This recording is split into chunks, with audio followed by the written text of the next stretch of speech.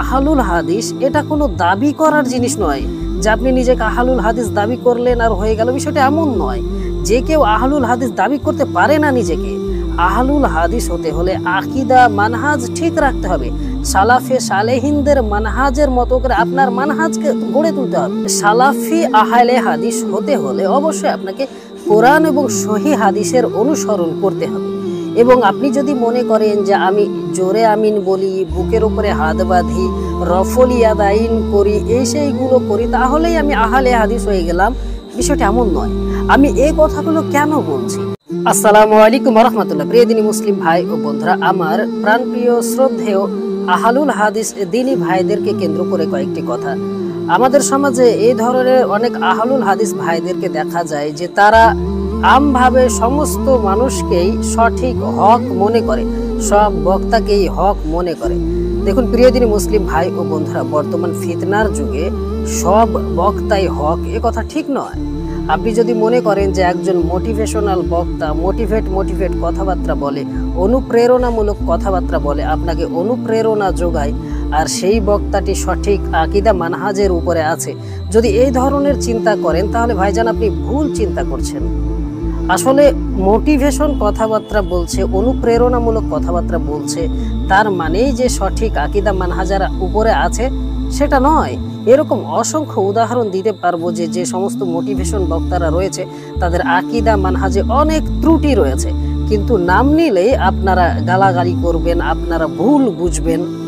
দেখুন একটা কথা বলি, আহলুল হাদিস এটা কোনো দাবি করার জিনিস নয় যে আপনি নিজেকে আহলুল হাদিস দাবি করলেন আর হয়ে গেল, বিষয়টা এমন নয়। যে কেউ আহলুল হাদিস দাবি করতে পারে না নিজেকে। আহলুল হাদিস হতে হলে আকীদা মানহাজ ঠিক রাখতে হবে, সালাফে সালেহিনদের মানহাজের মতো করে আপনার মানহাজকে গড়ে তুলতে হবে। কথা হচ্ছে এই যে সালাফি আহলে হাদিস হতে হলে অবশ্যই আপনাকে কোরআন এবং সহিহ হাদিসের অনুসরণ করতে হবে। এবং আপনি যদি মনে করেন যে আমি জোরে আমিন বলি, বুকের উপরে হাত বাঁধি, রফল ইয়াদাইন করি, সেইগুলো করি, তাহলেই আমি আহলে হাদিস হয়ে গেলাম, বিষয়টা এমন নয়। আমি এই কথাগুলো কেন বলছি?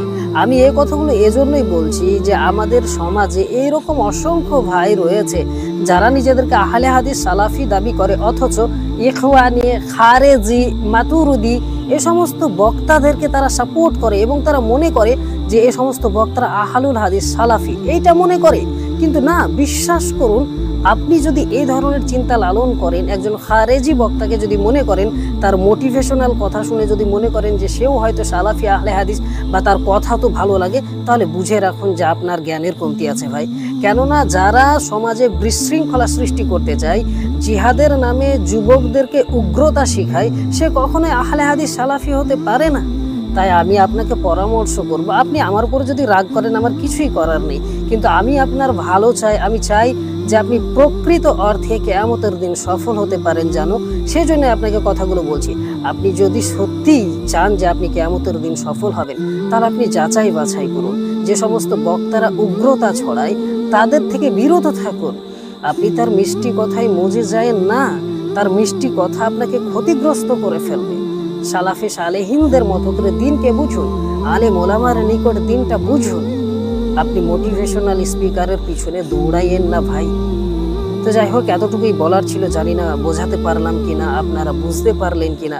যদি ভুল বুঝেন তাহলে আমার কিছু করার নেই, ক্ষমা সুন্দর দৃষ্টিতে দেখবেন। তবে যদি বিবেক থাকে তাহলে একটু ভেবে দেখবেন আমি কেন কথাগুলো বললাম, কোন দৃষ্টিকোণে কথাগুলো বললাম। আসসালামু আলাইকুম ওয়া রাহমাতুল্লাহি ওয়া বারাকাতুহু।